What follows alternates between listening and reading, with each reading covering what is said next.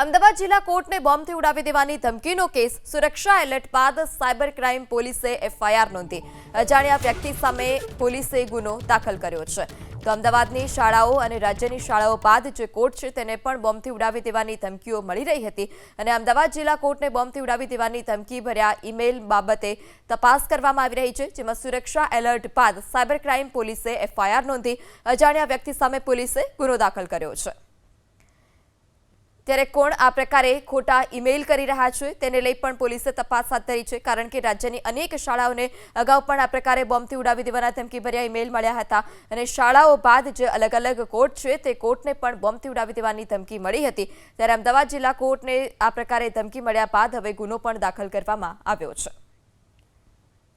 ત્યારે કોણ આ પ્રકારે ખોટા ઈમેલ કરી રહ્યા છે તેને લઈ પણ પોલીસે તપાસ હાથ ધરી છે, કારણ કે રાજ્યની અનેક શાળાઓને અગાઉ પણ આ પ્રકારે બોમ્બથી ઉડાવી દેવાના ધમકીભર્યા ઈમેલ મળ્યા હતા અને શાળાઓ બાદ જે અલગ અલગ કોર્ટ છે તે કોર્ટને પણ બોમ્બથી ઉડાવી દેવાની ધમકી મળી હતી। ત્યારે અમદાવાદ જિલ્લા કોર્ટને આ પ્રકારે ધમકી મળ્યા બાદ હવે ગુનો પણ દાખલ કરવામાં આવ્યો છે।